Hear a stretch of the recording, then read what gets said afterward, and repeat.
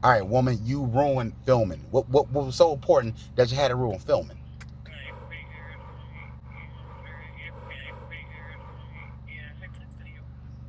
Oh, you texted me? Oh, okay. Don't yell don't yell at me. I said I'm sorry. I, I, I, I'll be home soon. I'll be. So, it's still recording. Oh God.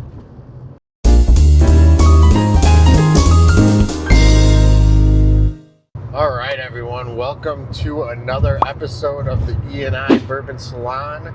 As you can tell, me and my buddy Nick here are on the road today. Nick, what are we doing? So we're heading up to B's Liquors in Hobart, Indiana. That's like the first stop. We're on the hunt. I think we mentioned in the first episode about the buff turkeys, the Buckner, 15 year, which you'll probably get into more of the history of because you know that like the back of your hand. But we're on the hunt for we got a tip, not from my guy. We got a tip from a different guy, a more trusted source. Damn it, Javier. But yeah, we got a tip about about them selling the buff turkeys out there. And yeah, so we're on the hunt right now. There was actually another whiskey YouTube channel Really? called Bonding with Bourbon. And so they hit Wise Guys, which I believe is in Maryville, and that's on our way back. So we're going to hit 3 different spots, but yeah, they went out there recently in their most recent episode and said there was some buff turkeys out there, the Buckner 15, so Nick and I figured we'd give it a shot. Let's hope that we are able to get them. And yeah.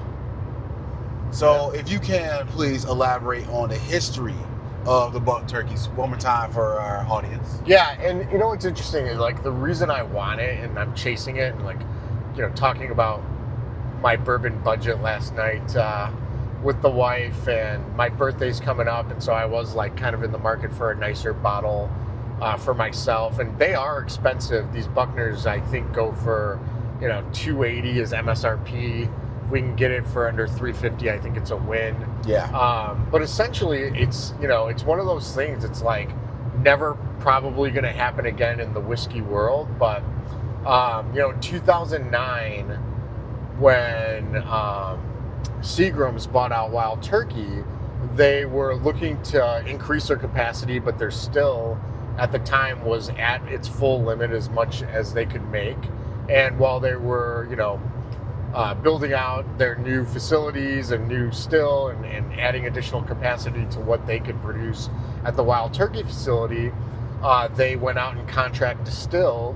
So they went to another distillery, in this case it was Buffalo Trace, and asked Buffalo Trace to make their mash bill for them. And that at the time was something that Buffalo Trace, and still something that a lot of other distilleries will do. The best way to operationalize, make money, is to have your still always running. So a lot of the smaller distilleries will produce whiskey and you know, different mash bills for other brands. Now we know that since then, Buffalo Trace has kind of taken off. Yep. And they've, you know, upped their production capabilities, and they're making probably one of the number one distilleries. Yeah, I mean, they're making so much, and their stuff's so desired too, that they'll probably not be doing any contract distilling for the near future. Oh yeah. So they ran these back in 2009 for Wild Turkey, and then, you know, when they came to age and Wild Turkey went to go taste them, they deemed that they weren't within the turkey profile as far as flavor. And so maybe some of those got mixed into the Master's Keep and some of the special releases, but the majority of those barrels were sold to non-distiller producers, NDPs, and Buckner's, or the Augusta Distillery, was one of those that bought them. I've heard Good Times has them, Dark Arts has them, so you're going to see a number of these. But the thing is when they're gone, they're gone. They're gone, yeah. And you're not going to see something like this happen ever, in my opinion, or not for quite some time. I definitely feel like it's one of those kind of bottles that if I'm able to get one today, it's going to just sit on my bar for a very long time. Yeah. I don't think I'm not going to drink it really, unless it's a special occasion. I think I crack it and then it sits for a while, and it's something that I bring out for, people that are whiskey nerds that are at the house, but like haven't had a chance to try it. Nick and I actually got to try it when we were in Kentucky back in late December, early January. It was New Year's, yeah. We actually did it on New Year's Eve. Yeah, and it's something I didn't know about, and then we tried it at Evergreen. So we good. both loved it. It was probably like the top 3 that we had there. It was that, the obviously King Kentucky, and the Russell 15-year feed. Yeah. That was like my top 3 with the Maker's Mark Cellar aged, like just coming in underneath 3. I don't even want to say it was number 4. Yeah. It's like I don't even want to say it was tied. It was just kind of weird, but no, it was definitely one of the more tastier bourbons I've ever had in my life. Yeah, and so caused me to like kind of do some research and find out it is this buff turkey, very rare thing to find, and basically Bonding Over Bourbon was out at Wise Guys and said they had a couple of them. I think the price was reasonable, so we're gonna check it out. It's interesting though, because I know we wanted to get into maybe mash bills and things like that. So the Wild Turkey mash bill is 75% corn, and then 13% rye, and 12% malted barley. So that is how you find out if you got a buff turkey or not, right? Because you're going to see, like, especially with the dark arts, they have their own 15 years that are out there. And I saw one at Warehouse the other day, but you could tell by the mash bill that's not one of the wild turkeys or buff turkeys. So 75, 13, 12, 75, and you got yourself 12. A buff turkey. See, yeah, I was unaware of that. And also, please, people, do not tell my wife about what I'm doing today. I never told her about this hunt. She does not know what I'm doing. If y'all snitch, I will find you. We have a limit. I'm allowed to buy 1 bottle a week of $100 value. Or I can save that up and like not buy one, and then the next week buy one for $200. So you literally, it's literally the equivalent of save it and double up. I can't. I'm allocated about $400 a month for my whiskey habit at this point, which isn't too bad. I will say, yeah. Since we've started this, it's gone up a little bit.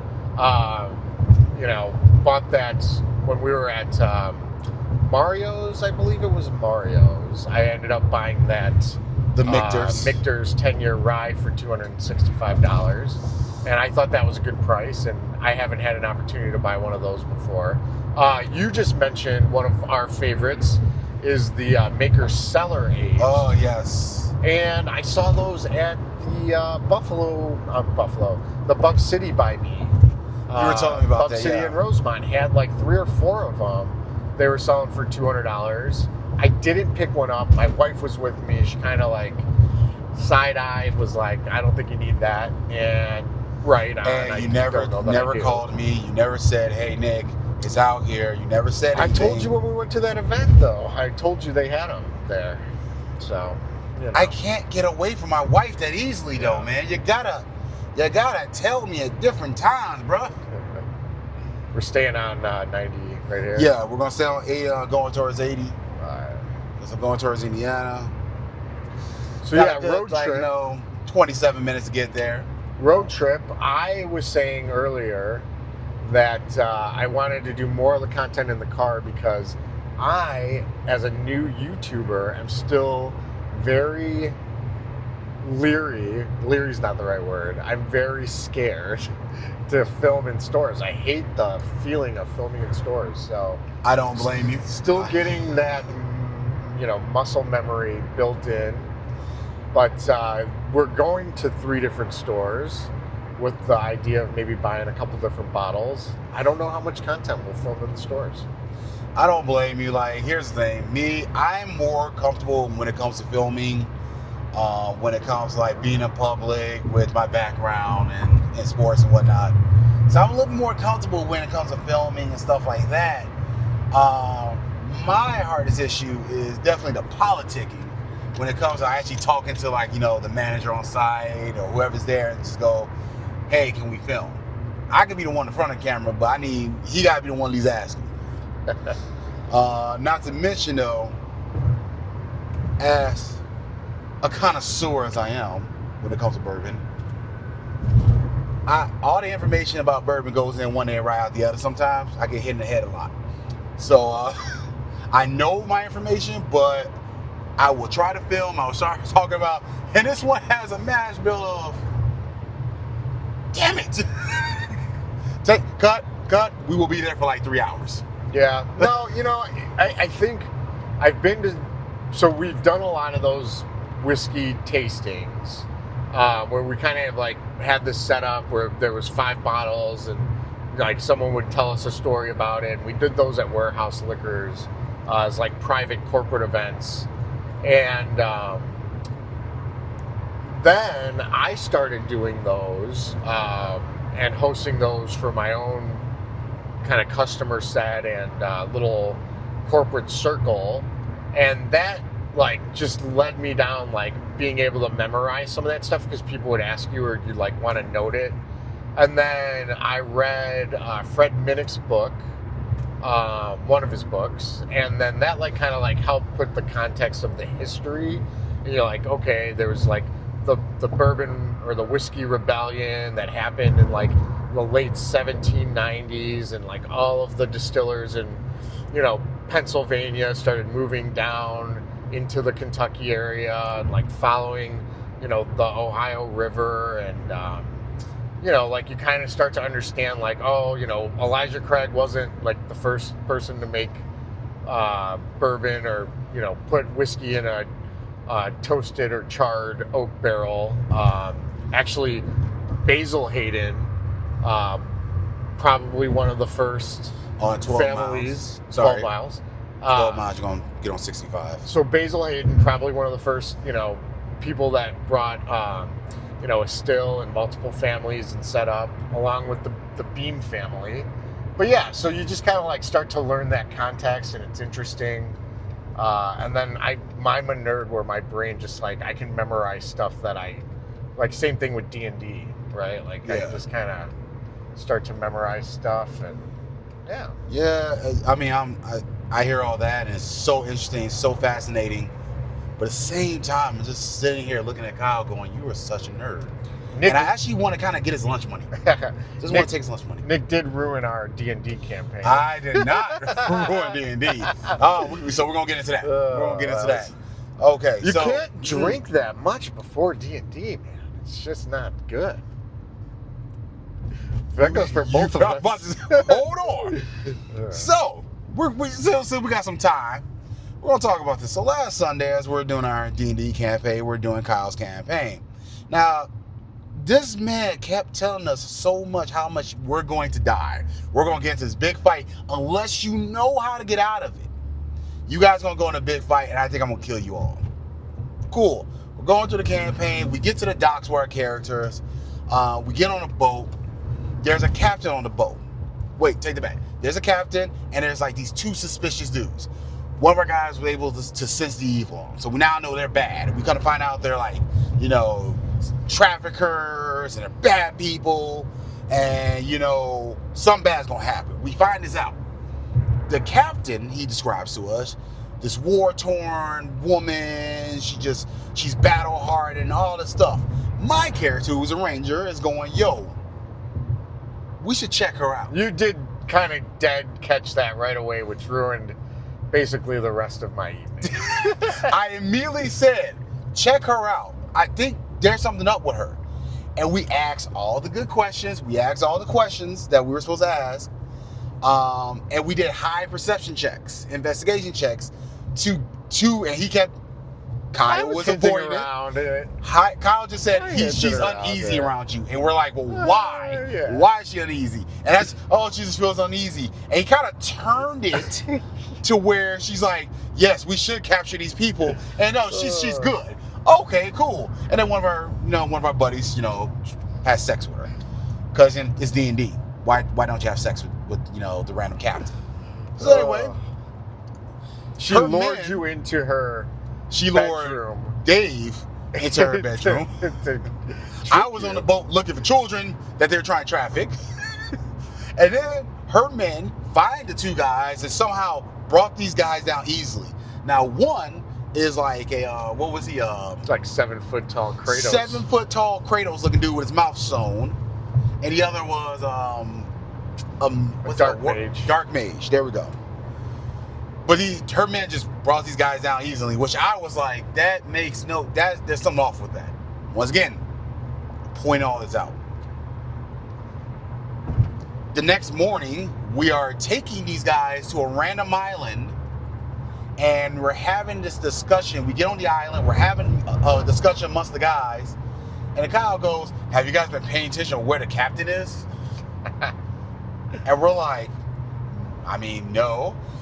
Then he goes, roll for a surprise attack, to see if we get hit. And he tells us that the captain starts shooting at us. In which case, yes, I immediately got up, and yes, I had been drinking a lot at this point, and said, that is BS. Screw you. No, screw you. We asked all these questions about her being evil, and you deliberately try to push us off her just so you can have this battle. Well, this is not an open world game, apparently. It is a very linear game. It is linear. It's very linear. It is a fake story. He is pushing us just on his path. We cannot stray off a path, apparently. So this is not technically D&D anymore. It is a linear game.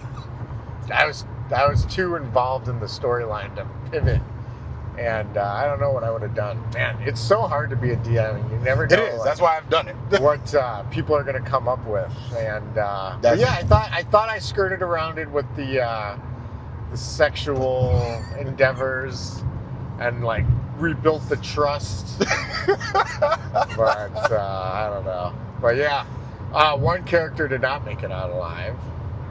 So who didn't? Celestia died. Yeah, you killed Celestia for no reason. I didn't do it. Visurial killed her. But it is me versus you. And so, sometimes I have to cheat to win. So yeah, now we lose a boss character a boss NPC that was on our side. Because well, you didn't really lose her. I mean, you could. We can bring her back. I remember. So. And we are bringing Celestia back. That was my girl. So. Yeah, that was a rough night. Yeah, Travis called me. I saw Travis at practice on Tuesday, and the first thing he asked was like, "How drunk were you?" I was like, "Dude, I was pissed. I was pissed off. I was a happy drunk until that happened." Yeah, good thing we had the babysitter. Yeah, but no D&D this weekend. It is holiday weekend, and the summer is on us. It is hot, and everybody's got plans. So This was our little opportunity to get away and do some filming. And yeah, man. So what else did you want to talk about? Man, another thing kind of want to talk about, and don't know why this popped up the other day, but I'm watching the original prequels for Star Wars, right? And I was just thinking to myself, how could people hate the prequels? How could Star Wars fans hate the prequels? It was probably some better character development in the Star Wars universe. Hands down, the best lightsaber battles. Okay, yeah, Phantom Menace and stuff like that. And just, it's responsible for the Star Wars universe we even have to this day with Mandalorian and all these other spin-off shows, Andor. Is responsible for all that. And I hate Star Wars fans because of it. I hate Star Wars fans. They're horrible people. Yeah, Star Wars fans are always seemingly unhappy. 4 miles. And I do think, I can understand some of the criticism and You get Jar Jar. I will give you Jar Jar. Sure. He was a horrible person. But yeah, with Anakin and a lot of that stuff, really good storylines. I do think that Disney, and I think even George Lucas and other people Mark Hamill have said this as far as the ever-growing expansion and like all of these spin-off shows now. For me, it's too much. I will agree to with keep that. up with. Like I'm not watching or consuming everything. But like the new movies that come out, the last one I liked, the Han Solo movie, give or take, I liked it. I thought it was okay. Never watched it. But yeah, I mean, the prequel stuff is good. I'm surprised, especially with all of the content out now, that's looked on still unfavorably versus some of the other stuff that's out there. I think people say it because it makes them sound cool. Yeah.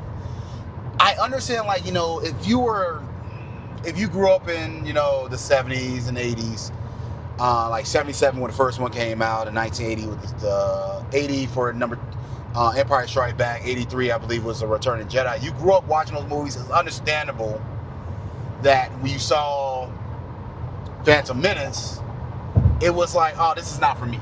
This is not my Star Wars. Totally understandable. I get that. But like my generation, who, let's face it, got into Star Wars because of that movie, and because their parents making them watch the originals and whatnot, majority of us, I feel like they say they don't like the prequels because it makes them sound cool. Like, oh, I sound cool. I don't like the prequels. All the originals are better. The originals are great. They're amazing. I personally feel like the prequels are better. Oh, I like the originals better, but I think the prequels are better. I'm sorry. Yep. Go ahead, chastise me in the comments. I don't care. Argue with your mama. I think the prequels are just as good, if not better, than the originals. What is it, Natalie Portman, or what is it? Not just Natalie Portman. She was amazing. You understand why Leia was the way she was. But no, I just think it's the story, the CGI, Yoda going nuts on people. Come on, man, you can't beat that. We didn't see what Yoda could do in the original movies. No one really considered Yoda a badass until the prequels. Sure. Yoda was not considered. Everybody who talks crap and says, "Oh, Yoda's the beast because of this." Y'all didn't get Yoda until the prequels. Right here, right? Yeah, 65.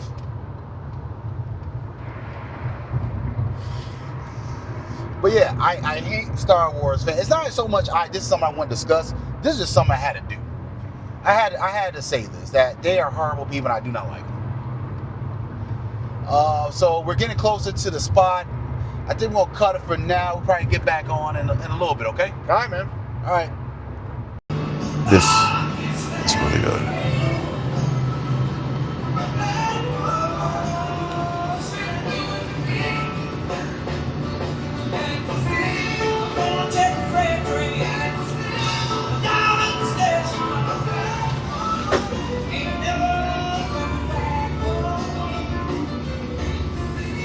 All right, so we just left B's Liquor in Hobart.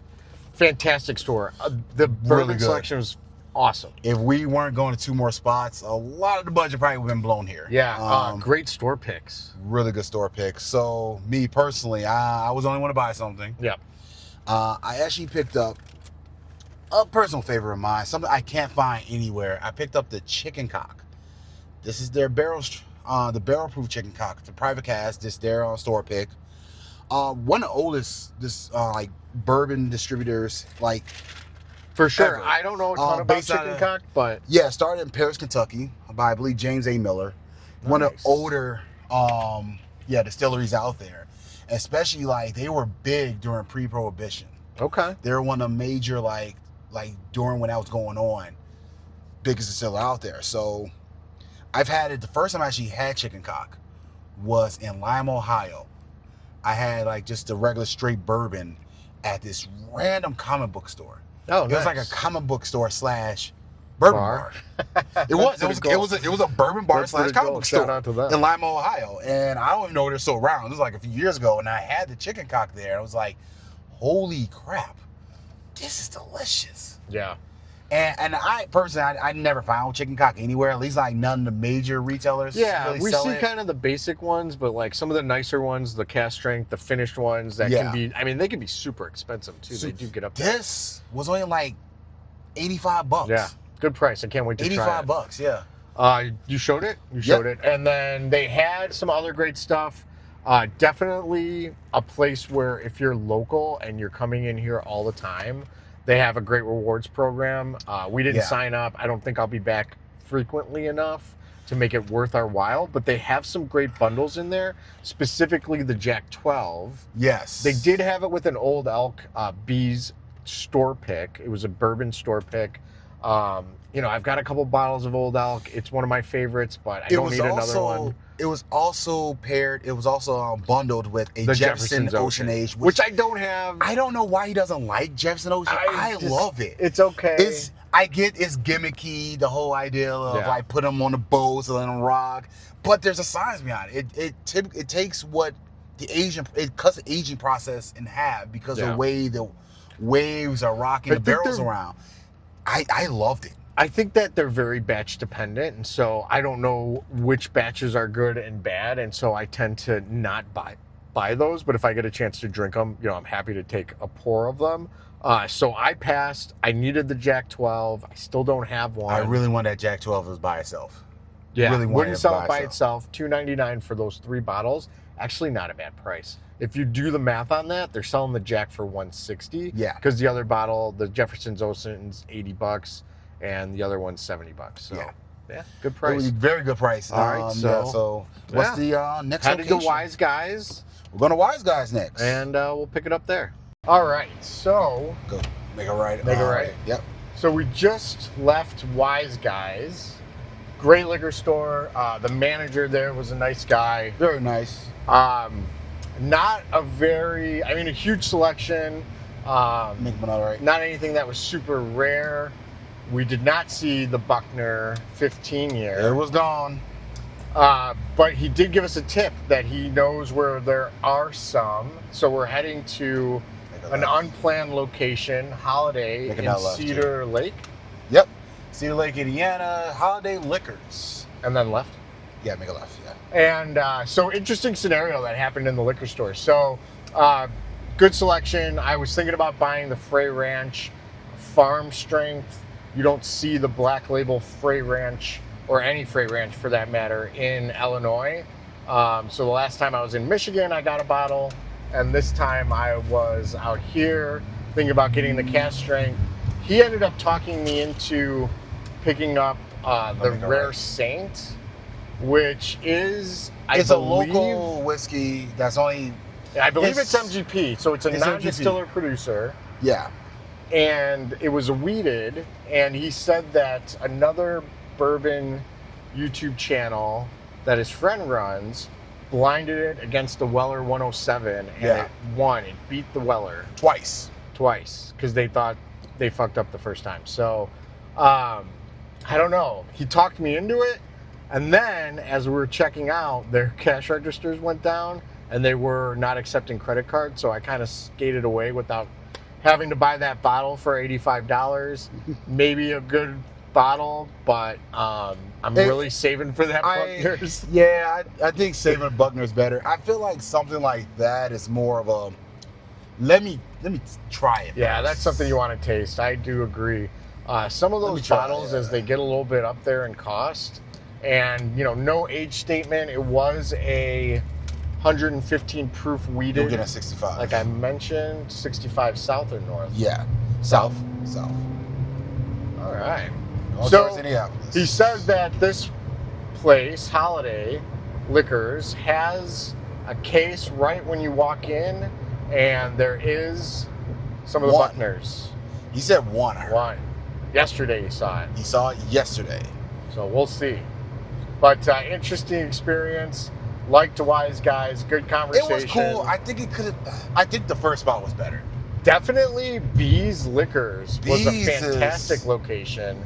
Bees is right now the place to be.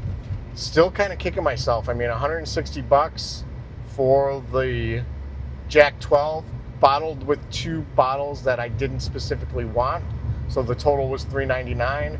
That might have been the buy of the day, and I passed it up. So we'll see what the rest of the hunt looks like as we get on the highway here, and we'll see you guys at Holiday Liquors.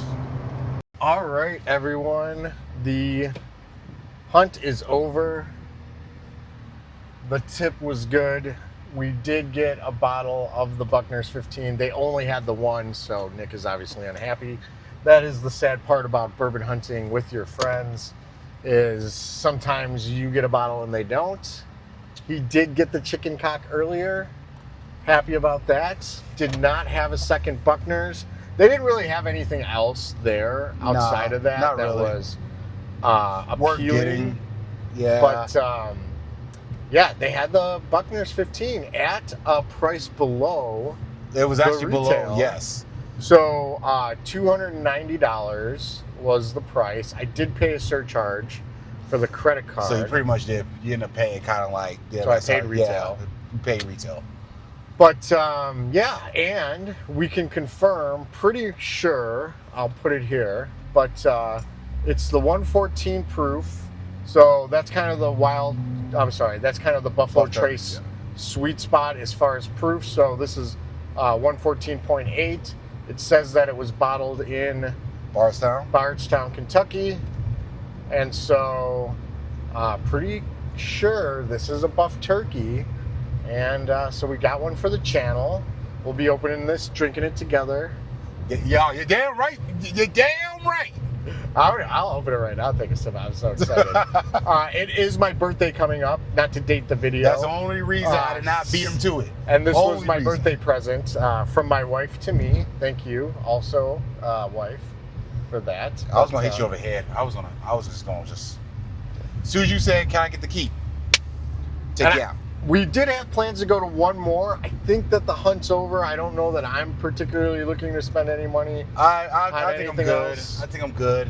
You know, that Frey Ranch Farm Strength was tempting. Our next trip out here, or potentially our trip to Kentucky that we have coming up, I'll grab one on our way down. We do, we're like 50-50 if we're going to be able to hunt on the way down or if we're just going to try to I think it's going to be kind of hard. Get straight there early to get to the Mictors. Yeah, we're going to try to get to the Mictors. Yeah, Camp Nelson bottle your own experience, but we'll see how that goes. So I don't know. Does that conclude today, or are we going to film on the way home a little more? Honestly, I think that should conclude today. We're actually about to go grab some food, so maybe a little filming there. But other than that, though, man, the hunt is done.